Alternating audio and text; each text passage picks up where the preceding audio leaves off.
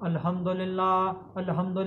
رب العالمین والعاقبۃ للمتقین والصلاة والسلام علی سید الانبیاء والمرسلین وعلی آلہ واصحابہ اجمعین اما بعد فاعوذ باللہ من الشیطان الرجیم بسم اللہ الرحمن الرحیم والذین لا يدعون مع اللہ الہا آخر ولا يقتلون النفس التي حرم الله إلا بالحق ولا يزنون ومن يفعل ذلك يلقى عصاما صدق اللہ العظیم ان اللہ وملائکتہ یصلون علی النبی یا ایھا الذین آمنوا صلوا علیہ وسلموا تسلیما اللہم صل علی سیدنا و مولانا محمد وبارک وسلم وصلوا علیہ الصلاۃ والسلام علیک یا سیدی یا رسول اللہ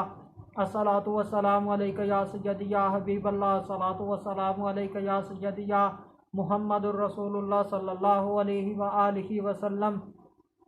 اللہ تبارک و تعالیٰ کی حمد و ثنا اور اس کے پیارے حبیب حضرت محمد صلی اللہ علیہ وآلہ وسلم کی ذات اقدس پر درود و اسلام کا نذرانہ پیش کرنے کے بعد میں سچے دل سے دعا گو ہوں کہ اللہ عز و جل میرے حاضرین ناظرین سامعین کے مال جان عزت آبروں میں برکتیں عطا فرمائے، اور دعا گو ہوں کہ اللہ عز و جل مجھے حق سچ ٹھیک ٹھیک بیان کرنے کی توفیق عطا فرمائے۔ اگر اس میں کوئی غلطی کوتاہی ہو تو اللہ عز و جل اپنے شان کریمی کے صدقے سے مجھ بندہ ناچیز کو معافی عطا فرمائے۔ دعائیہ کلمات کے بعد آج کا جو میرا عنوان ہے وہ ہے مومن شرک، قتل اور زنا سے محفوظ۔ خطبہ کے اندر تلاوت کی گئی آیت کریمہ سورہ فرقان آیت نمبر 68 پارہ نمبر 19 ترجمہ: اور وہ جو اللہ کے ساتھ کسی دوسرے معبود کو نہیں پوجتے اور اس جان کو جس کی اللہ نے حرمت رکھی ناحق نہیں مارتے اور بدکاری نہیں کرتے، اور جو یہ کام کرے وہ سزا پائے گا۔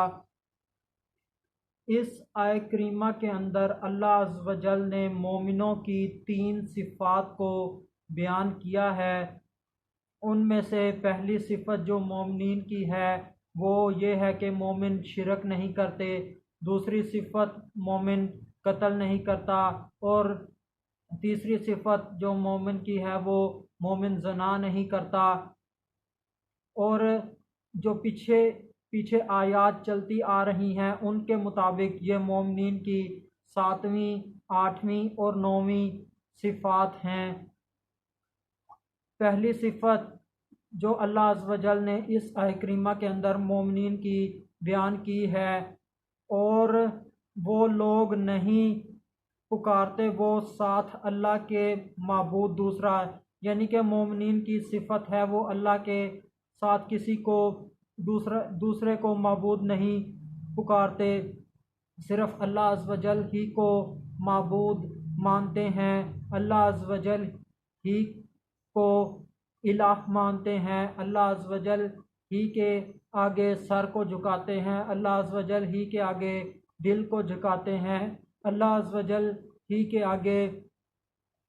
اپنے آپ کو جھکاتے ہیں، اللہ عز و جل سے ہی لو لگاتے ہیں، اللہ عز و جل سے ہی تعلق استوار کرتے ہیں، رجوع کرتے ہیں، اور اسی کے در سے ہی جڑے رہتے ہیں، کسی اور در کی طرف نہیں جاتے،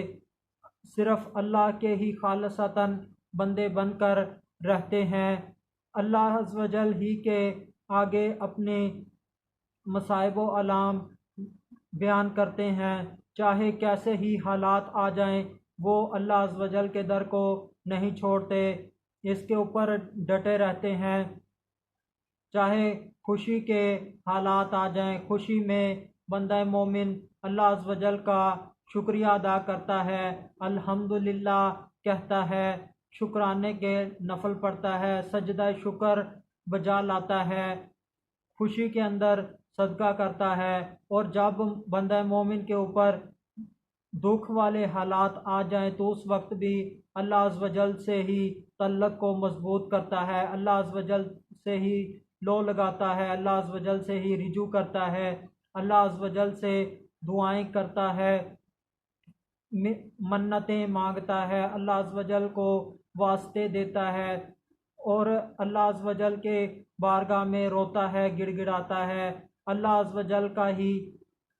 پکا بندہ بن کر رہتا ہے، کسی اور در کی طرف ہرگز بالکل بھی نہیں جاتا، اسی کے اوپر ہی ثابت قدم رہتا ہے۔ اور اگر کوئی کہے کہ اہل سنت و جماعت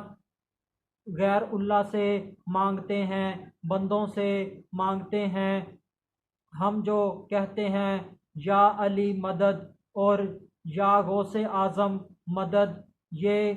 غیر اللہ نہیں ہیں بلکہ اللہ کے مقرب بندے ہیں، اہل اللہ ہیں، اور اہل اللہ سے مانگنا جائز ہے۔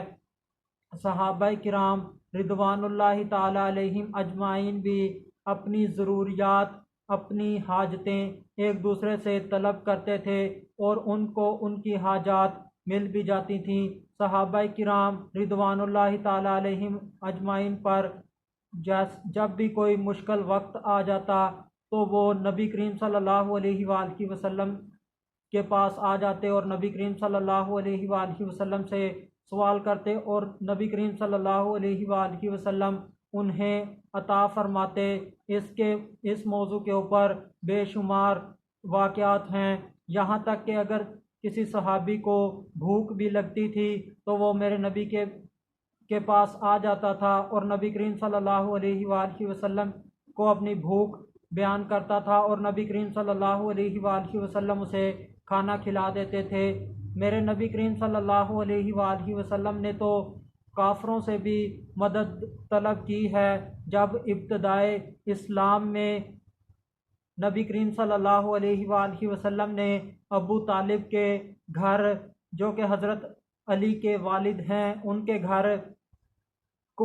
جو مکہ کے اس وقت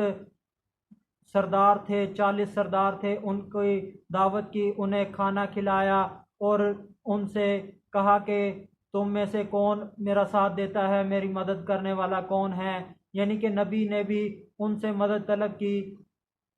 اس طرح مدد طلب کرنا یہ شرک نہیں ہے، ایسے تو اللہ کے بزرگوں نے، نبیوں نے مدد طلب کی ہے، یہ شرک نہیں ہے۔ دوسری خوبی جو مومنین کی اللہ عز و جل نے بیان کی ہے وہ یہ ہے کہ مومن قتل نہیں کرتا۔ اللہ عز و جل نے بیان کیا ہے اور نہیں وہ قتل کرتے کسی جان کو جس کی حرمت اللہ تعالیٰ نے بیان کی ہو مگر حق کے ساتھ، یعنی کہ مومن قتل نہیں کرتا، مومن قتل سے محفوظ رہتا ہے۔ مومن جو ہوتا ہے وہ نرم دل ہوتا ہے، بھولا بالا ہوتا ہے، وہ ظالم نہیں ہوتا، مومن نرم دل والا ہوتا ہے۔ دین اسلام تو اتنا پیارا مذہب ہے کہ اس نے چیونٹی کو بھی بلا وجہ مارنے سے منع کیا ہے۔ نبی کریم صلی اللہ علیہ وآلہ وسلم نے چیونٹی کے اوپر آگ پھینکنے سے منع کیا ہے، اور جو کیڑے مکوڑے ہیں جو نقصان نہیں دیتے ان کو بھی مارنے سے منع کیا ہے۔ اور اس کے علاوہ اسلام تو اتنا پیارا مذہب ہے کہ اس کے اندر جانوروں کے بھی حقوق ہیں کہ انہیں پیٹ بھر کر کھلاؤ اور ان کی طاقت سے زیادہ ان کے اوپر وزن نہ لا دو۔ اسلام اس قدر پیارا مذہب ہے کہ اس نے ایسے درخت کو بھی کاٹنے سے منع کیا ہے جو پھلدار ہو، سایہ دار ہو، لوگوں کو فائدہ پہنچاتا ہو، اس کو بلا وجہ کاٹنے سے منع کیا ہے۔ اسلام اس قدر مہربان اور نرمی والا ہے، اسلام مخلوق کے اوپر نرمی کرتا ہے اور نرمی کا ہی درس دیتا ہے۔ جب اسلام اس قدر رحمت کا، الفت کا، محبت کا درس دیتا ہے تو ایک بندہ مومن کیسے کسی ایک شخص کو قتل کر سکتا ہے؟ قتل کرنا ایک گناہ کبیرہ ہے، بہت بڑا گناہ ہے، اور حق کے ساتھ قتل کرنا اس کی مثال یہ ہے کہ جو بندہ کسی نبی کی گستاخی کرے تو اسے قتل کر دیا جائے۔ من سب نبی جن فقتلوہ، یعنی کہ جو بندہ کسی نبی کی گستاخی کرے اس کا سر تن سے جدا کر دیا جائے۔ تیسری خوبی جو اللہ عز و جل نے مومنین کی بیان کی ہے وہ ہے زنا سے بچنا۔ اللہ عز و جل نے بیان کیا ہے کہ اور نہیں وہ زنا کرتے، یعنی کہ مومن اس گناہ کبیرہ سے بچتا ہے، مومن حیا والا ہوتا ہے، اس کے اندر شرم و حیا ہوتی ہے۔ یہ گناہ کبیرہ ہے۔ زنا کی یعنی کہ بدکاری کی اقسام ہیں۔ آنکھ زنا کرتی ہے، اس کا کام شہوت کی چیز کو دیکھنا ہے۔ کان زنا کرتا ہے، اس کا کام شہوت کی بات کو سننا ہے۔ ہاتھ زنا کرتا ہے، اس کا کام بے حیائی کی طرف بڑھنا ہے، بے حیائی کو پکڑنا ہے۔ پاؤں زنا کرتا ہے، اس کا کام بے حیائی کی طرف چل کر جانا ہے۔ بندہ مومن شرم و حیا والا ہوتا ہے، اس کی آنکھ کے اندر حیا ہوتا ہے، وہ ایسا کام کر ہی نہیں سکتا، وہ اس سے حتی الامکان بچنے کی کوشش کرتا ہے، اس سے دور رہتا ہے اور عاجزی کے ساتھ گردن کو جھکائے ہوئے، نظروں کو نامحرموں سے بچاتے ہوئے چلتا ہے، اپنے آپ کو محفوظ رکھتا ہے۔